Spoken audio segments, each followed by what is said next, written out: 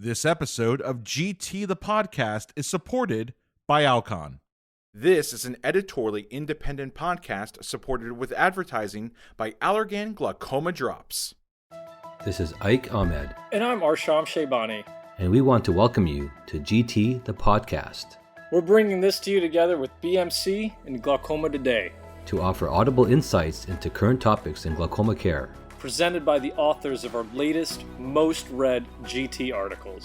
Check it out. Welcome to GT the Podcast.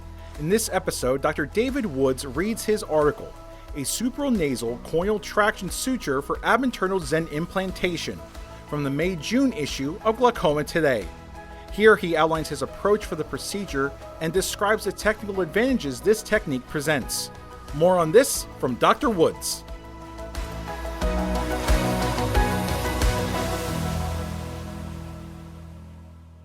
Over time, glaucoma surgeons continue to discover and master the nuances of each MIGS device and to devise modifications of their surgical techniques to optimize their use and outcomes.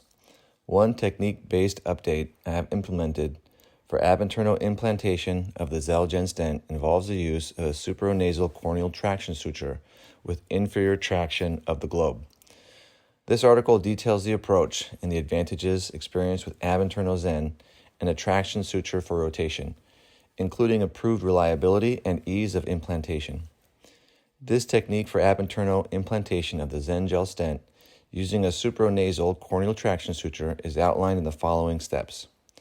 Preoperatively, the limbal conjunctiva is marked with a small dot at the 12 o'clock position and at the temporal limbus with a sterile marking pen. This illustrates how much cyclotorsion occurred with sedation and how much rotation is achieved during surgery with the supranasal traction suture with inferior rotation. The drape is pinched to create a fold on the cheek for the traction suture near the nose. I prefer this location near the nares and I use a mosquito clamp during times of traction. A supranasal traction suture with atovicryl on a spatulated needle is placed at the limbus with a 2 mm pass of the suture in mid-stroma of the peripheral cornea.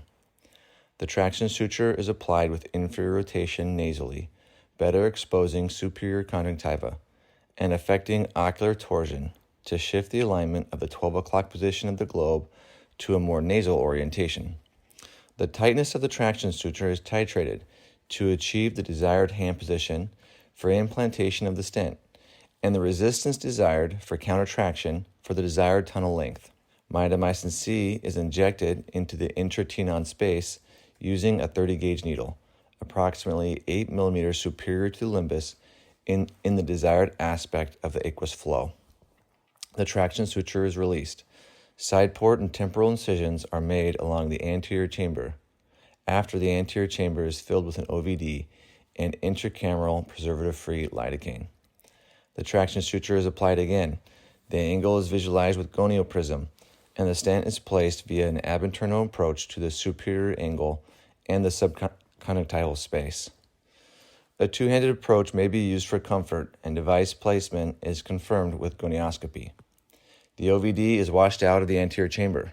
Bleb formation is verified, and the corneal incisions are sealed. This approach offers multiple advantages. The supranasal corneal traction suture frees one of the surgeon's hands and enables an effective two-handed approach to handle and guide the stent during implantation. Two-handedness can improve the surgeon's stability and safety of the device placement, including accuracy of the angle of approach, desired tunnel length, and placement of the stent in the subconjunctival space. I find two-handed placement is safer, easier, and reassuring in challenging cases. Ocular torsion and alignment for superior placement are also improved. With the ocular torsion for a nasal rotation with the supranasal traction suture can also improve the ease and accuracy of placing the stent close to the superior 12 o'clock position. The 12 o'clock limbal position is rotated more into alignment with an ab interno approach from the trajectory of a temporal wound, which is much more natural aim for surgeons. Superior exposure of the conjunctiva becomes more accessible as inferior traction and rotation of the globe reveal superior conjunctiva and limbus quite nicely, even in eyes with small palpebral fissures. Making challenging cases easier is a good indicator of advancing technical skill. Making the procedure more efficient also adds a safety factor because there is less time under sedation, less risk from anesthesia, and more comfort for the patient under sedation. With this technique, my surgical time has become more efficient and cases feel routine and more standardized. The benefits of good countertraction are significant during the process of stent implantation. Improved anterior chamber stability is notable with the corneal traction suture versus the Verahook in a side port for globe rotation. For very thin tissue, 2 traction sutures can be placed. The two-handed advancement of the Xen with this countertraction feels extremely stable, as the balance of the advancement pressure of the Xen through the angle progresses against constant and stable countertraction. Even nystagmus cases can be controlled with these 2 forces dampening nystagmus movements. The advancing Xen against constant traction dampens the nystagmus for controlled device implantation in the surgeon's desired plane. Anecdotally, one patient with severe nystagmus received a Xen, had the eye completely immobilized with no nystagmus during the implantation due to the balanced stability of the gentle pressure of the stent aimed superiorly in the inferior force of the traction suture. This dampening effect to eye movement facilitates a gentle and stable approach for implantation. I prefer the stable countertraction of a supranasal traction suture with inferior rotation over the Verahook for globe rotation during Ab Interno Xen implantation. In my experience, the supranasal traction suture with inferior traction for Ab Interno Xen implantation has made challenging cases more routine and improved the reliability of device placement intraoperatively. This technique can improve routine performance and facilitate implantation of a Xen stent in challenging cases such as small eyes, difficult ocular anatomy, nystagmus, or poor patient cooperation during surgery. The Ab Interno Xen approach is also handy when the surgeon wishes to leave a pristine incision-free conjunctiva postoperatively.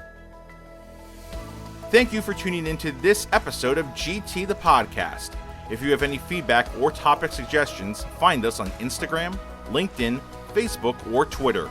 And stay tuned for more hot topics in glaucoma care on GT the Podcast.